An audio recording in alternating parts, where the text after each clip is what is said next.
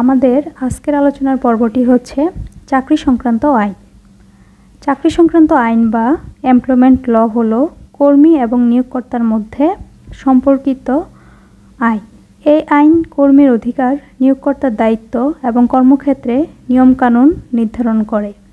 চাকরির আইনগুলো সাধারণত নিম্নলিখিত বিষয়গুলো অন্তর্ভুক্ত করে, যেমন নিয়োগ প্রক্রিয়া ও যোগ্যতা, বেতন ও ভাতা, ছুটি ও অবসর, শৃঙ্খলা ও আচরণবিধি, বদলি ও পদোন্নতি, চাকরি থেকে বরখাস্ত ও অপসারণ। বাংলাদেশে চাকরির শর্ত ও নিয়মাবলী সংক্রান্ত বিভিন্ন ধরনের আইন রয়েছে, যা বিভিন্ন ক্ষেত্রে চাকরি এবং শিল্পের জন্য প্রযোজ্য, যেমন সরকারি চাকরি আইন 2018, শ্রম আইন 2006, চুক্তি আইন 1872। সরকারি চাকরির আইন। বাংলাদেশে প্রশাসনিক কাঠামোতে সরকারি কর্মচারীদের ভূমিকা অত্যন্ত গুরুত্বপূর্ণ। দীর্ঘদিন ধরে এই খাতটি নানা আইন ও বিধিমালার মাধ্যমে পরিচালিত হলেও 2018 সালে একটি একক আইন প্রণয়ন করা হয়, যা সরকারি চাকরি আইন 2018 নামে পরিচিত। এই আইনের মাধ্যমে সরকারি চাকরির কার্যপ্রণালী, নিয়োগ পদ্ধতি, শাস্তিমূলক ব্যবস্থা, চাকরির ক্ষেত্রে অব্যাহতি ইত্যাদি বিষয়ে সুস্পষ্ট বিধান করা হয়েছে।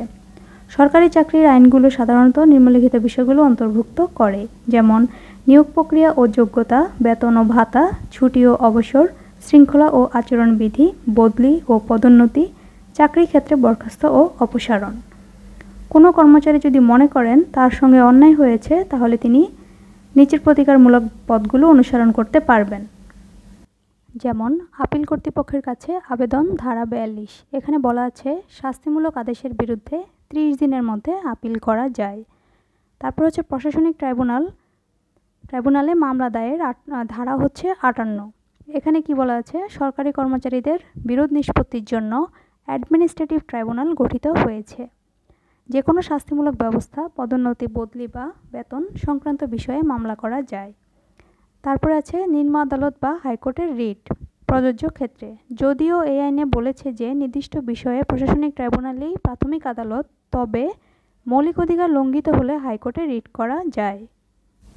নিম্নবর্ণিত কর্ম বা কর্মবিভাগ বা উহাতে নিয়োজিত ব্যক্তিগণের জন্য প্রযোজ্য হইবে না, যথা সংবিধান দ্বারা সৃষ্ট কোনো পদ, বিচার কর্ম বিভাগ, প্রতিরক্ষা কর্ম বিভাগ, পাবলিক বিশ্ববিদ্যালয়, জাতীয় সংসদ সচিবালয়, বাংলাদেশ সুপ্রিম কোর্ট, নির্বাচন কমিশন সচিবালয়, স্বশাসিত সংস্থা ও রাষ্ট্রায়ত্ত প্রতিষ্ঠান, স্থানীয় সরকার প্রতিষ্ঠান, সরকারের উন্নয়ন প্রকল্প কর্মসূচি বা অনুরূপ কোনো কার্যক্রমের আওতাধীন চাকরি এবং অ্যাপ্রেন্টিস চুক্তি বা অ্যাডহক ভিত্তিক অথবা অন্য কোনো প্রকার অস্থায়ী, সাময়িক বা খণ্ডকালীন চাকরি। আজকের আলোচনাটি এ পর্যন্তই। পরবর্তী পর্বে আমরা আলোচনা করব শ্রম আইন নিয়ে। সে পর্যন্ত আমাদের সাথেই থাকবেন। আমি অ্যাডভোকেট মোনাচি, আইনসেবা থেকে আপনাদের সাথে।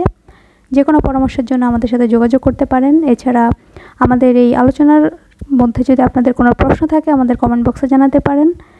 ধন্যবাদ সবাইকে যারা আইনসেবার সাথে আছেন। ভালো থাকবেন।